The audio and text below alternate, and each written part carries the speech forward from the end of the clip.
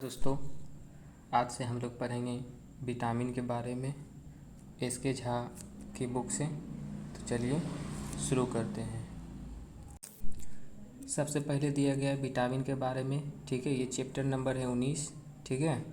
आगे देखते हैं। विटामिन की खोज 1911 ईस्वी में फंक के द्वारा किया गया था। विटामिन से शरीर को किसी प्रकार की ऊर्जा की प्राप्ति नहीं होती है, किंतु इसकी थोड़ी सी मात्रा हमारे शरीर के लिए काफ़ी लाभदायक होता है। वसा में घुलनशील विटामिन ए, डी, ई और के, ये वसा में घुलनशील विटामिन है, जबकि जल में घुलनशील विटामिन है बी और सी। ये दोनों विटामिन जो जल में घुलनशील हैं और वसा में घुलनशील विटामिन ए, डी, ई, के और जल में घुलनशील विटामिन बी और सी है। आगे देखते हैं दोस्तों, कुछ विटामिन के नाम हैं जो इस प्रकार से हम लोग देखते हैं। विटामिन ए, जिसे हम लोग रेटिनॉल भी कहते हैं, ठीक है। यह गाजर, हरी सब्जी, पपीता, पका आम, दूध, फल, अंडा, मांस इत्यादि में पाया जाता है। इसकी कमी से रतौंधी, जिसको नाइट ब्लाइंडनेस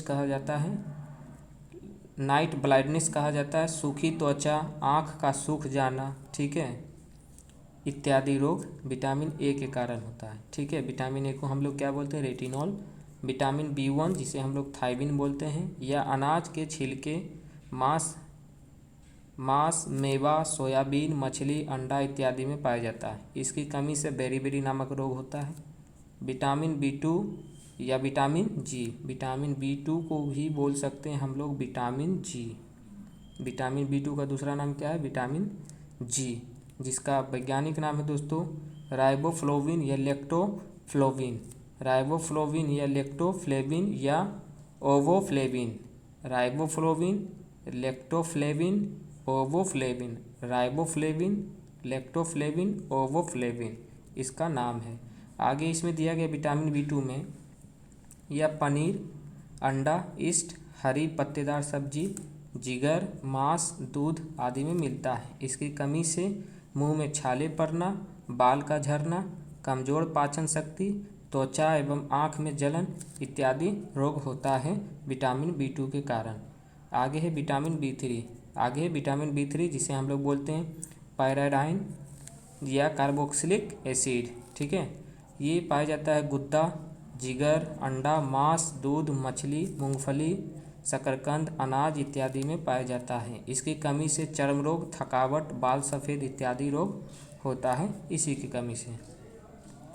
आगे दोस्तों 5 नंबर में विटामिन B5, जिसको बोलते हैं पेंटोथेनिक एसिड। विटामिन B2 को हम लोग विटामिन B3 को बोलते थे पायरिडीन, ठीक है, पायरिडीन बोलते थे या कार्बोक्सिलिक एसिड बोलते थे। विटामिन B5 को बोलते हैं पेंटोथेनिक एसिड। इसे विटामिन P भी कहा जाता है। विटामिन P किसे कहते हैं? तो विटामिन B5 को। या मांस, मछली, अंडा, दूध, मेवा इत्यादि में पाया जाता है। इसकी कमी से प्लेग्रा नामक रोग होता है, ठीक है। आगे देखते हैं दोस्तों विटामिन B6, जिसको बोलते हैं पैराडॉक्सिन। विटामिन B6 को बोलते हैं हम लोग पैराडॉक्सिन, ठीक है, पैराडॉक्सिन।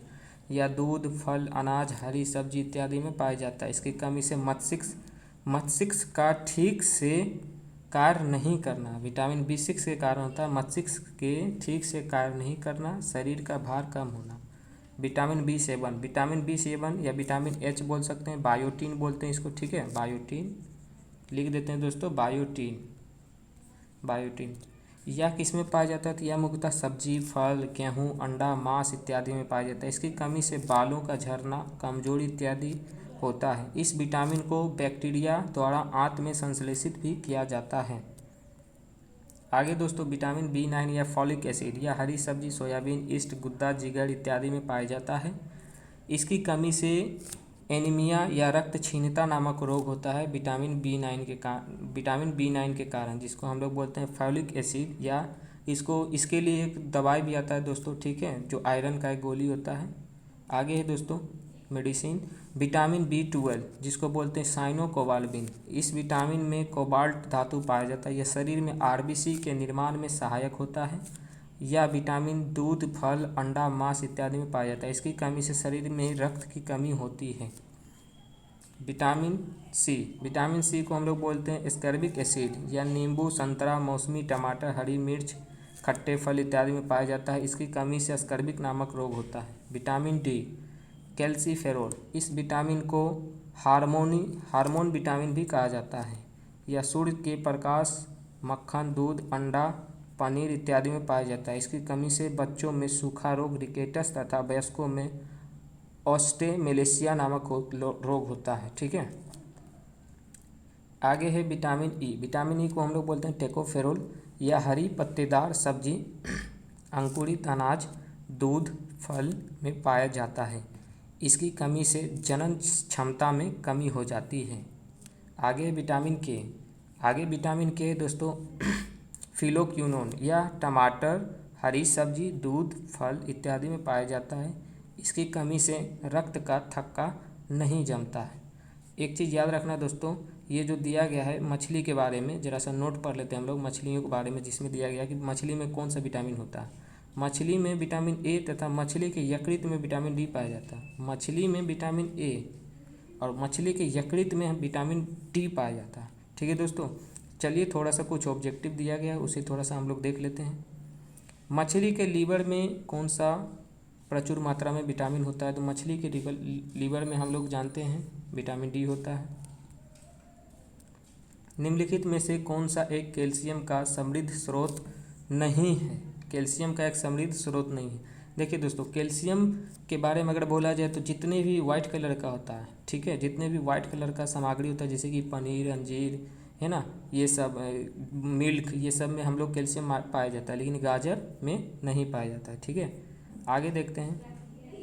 आगे है घाव को भरने में सहायक विटामिन कौन सा है? तो विटामिन सी। विटामिन सी जो है घाव को भरने में बहुत सहायक होता है दोस्तों। आगे देखते हैं किसके अवशोषण में विटामिन सी मदद करता है? तो लोहे के अवशोषण में विटामिन सी मदद करता है। निम्नलिखित विटामिन में से कौन सा शरीर में भंडारित नहीं होता है? तो शरीर में भंडारित कौन सा नहीं होता है दोस्तों? तो विटामिन सी। ये शरीर में भंडारित नहीं होता है। ठीक है, ये तो जल में भंडारित होता है, बी और सी जल में भी होता है। ठीक है दोस्तों, धन्यवाद दोस्तों।